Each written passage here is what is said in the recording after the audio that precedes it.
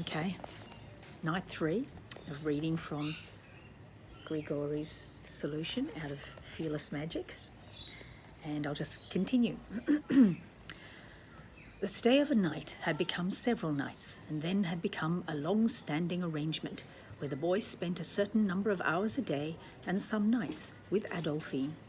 He had been attending her for some months before completing the formula which he had been working on steadily since that first day. He had gone far beyond her knowledge of math, and although the boy seemed to have no further interest in the sum once it was solved, she had tried to interest the local university mathematicians in coming to see it. She had not succeeded and had given up.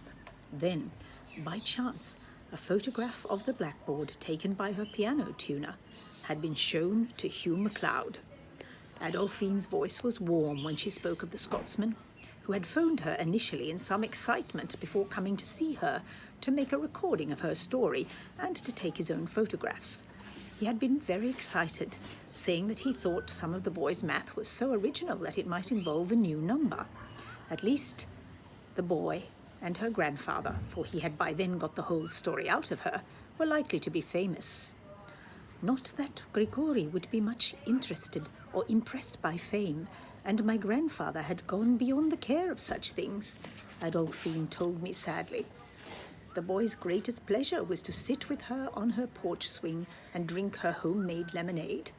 That was what he wanted to do each day when he set down his chalk, and that was what he had asked to do after he completed the sum, Adolphine said during our last conversation. He had also asked if he could stay with her. I knew I would not be able to keep him with me, but I said I thought we might contrive for him to remain with me for a week or so, and that seemed to content him, she said. Hugh MacLeod had called Adolphine again, still excited by Grigori's solution, but also sounding troubled. She had been unable to get a clear understanding of what worried him, but he said that he might be able to explain better after seeing some colleagues. He had not mentioned the radio program to her, and it was not until some days later, when he had called from Adelaide, that he told her what he believed the sum was capable of doing, had been doing, in fact, from the moment Grigori completed it. He did not blame the boy any more than Adolphine did. Indeed, she had a strange theory about the sum and the boy's solution of it. She told me in our last conversation that Grigori had reacted to her grandfather's equation when they had passed by the board that very first day, almost as if he perceived it as having a physical force. He flinched, she said wonderingly, as one might flinch from a cry or a slap. She added that she had supposed at the time that he had been frightened by the looming blackness of the old board in an age of pristine whiteboards. But she had thought of that reaction since, having noticed that Grigori always approached the board crabwise, leaning into it rather than in the manner of one walking into the teeth of a storm. Right up until the storm... A rare plane. No, it's a helicopter. Right up until the sum was concluded. Then the boy had straightened for the first time and had regarded the sum at length very intently, before at last heaving a great sigh of relief and setting down his chalk.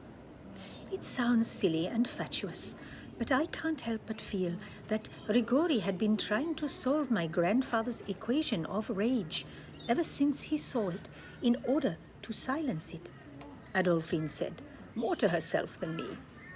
I had called her because I had become concerned about the old gentlewoman and the boy. In truth, I feared some violent retaliation as the world began to realize what the sum was doing.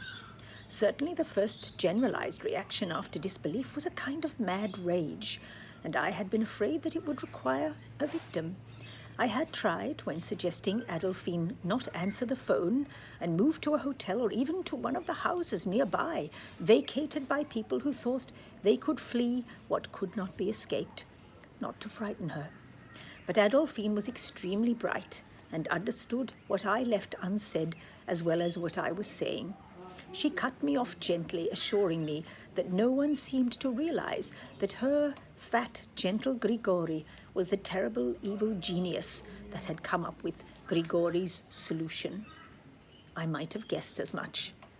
There were so many wildly conflicting and hysterical reports being mooted about at that stage, and so much sensational misinformation, not to mention the generally melodramatic responses of various religions to the looming end of humanity, most of which seemed to revolve around how a person might deserve their version of the afterlife.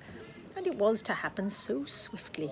What use were the dead grandfather of an elderly math teacher and a soft, fat, savant Estonian boy as scapegoats for all they had wrought an end between them? They were a strange and accidental alpha and omega, and I thought people would far prefer to believe the perpetrator of their end was a vicious and powerful Dark Lord. Soon after that final call to Adolphine, even as Hugh MacLeod had intimated, the phones, both landlines and cell phones, ceased to operate. The phones,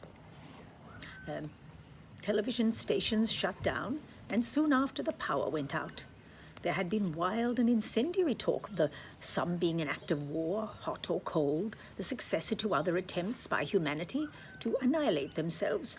But when the world went dark, the orgy of paranoia and speculation petered out. People finally understood that there was no stopping it. They tried, of course. Teams of experts had been flown hither and thither over the world by various governments to take part in various global think tanks aimed at trying to unmake the sum of unmaking, and there were rumors of corporations preparing to launch a select few into space in the hope that they would dodge the bullet, as the palely beautiful sanguine daughter of my neighbours would say. But it all came to nothing. The last desperate measure was the suggestion that all physical copies of the sum be destroyed. The last time we spoke, Adolphine told me that she had erased the sum from the board when the American government exhorted people to destroy all copies of the formula they might have made in any form in a last-ditch attempt to halt the process of destruction.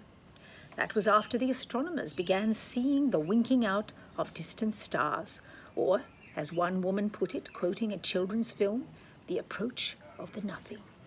This seemed impossible, given that the light of stars is approaching us from so far away that many of them have already gone extinct before their light reaches us. Yet the stars were vanishing.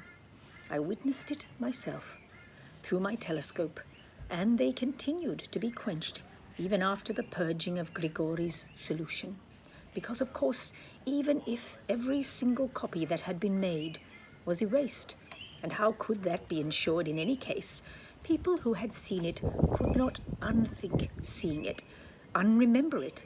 And even if they had tried, how could someone like Grigori be made to unthink what he had created? And perhaps even if every person who had seen it, including Grigori and Adolphine, had been shot, it would still have been too late. I saw a final discussion about the matter just before television ceased. It was a very important program because not only did it feature two presidents, a famous actress, and one of the Australian mathematicians who had been first to see the sum, but the pretty older woman hosting the program was herself famous for finding ways to get her guests to reveal themselves to their detriment.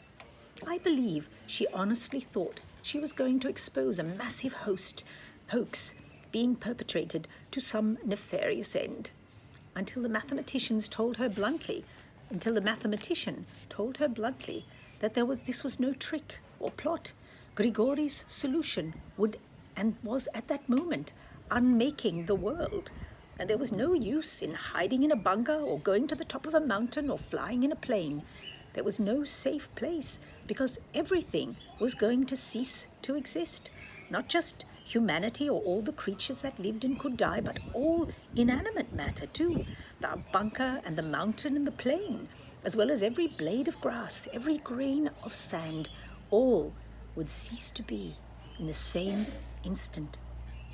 For the first time, that pretty hard mask slipped, but a look of cynicism twisted her perfect lips back into place, and the mask resettled itself as the hostess asked politely how the stars were being witnessed in their vanishing, if everything was to cease at the same moment. The mathematician shrugged.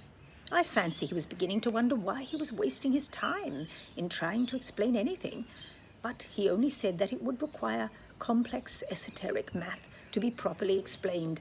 However, the fact was that the exact process of the unmaking of existence had begun to be understood only after it was discovered that the same rate of disappearance of the stars had been recorded in every observatory in the world. That was impossible, since different positions of observation should have meant a difference in what was observed, unless the end was approaching all places from all sides at the same moment. I'll stop there for tonight and read some more tomorrow.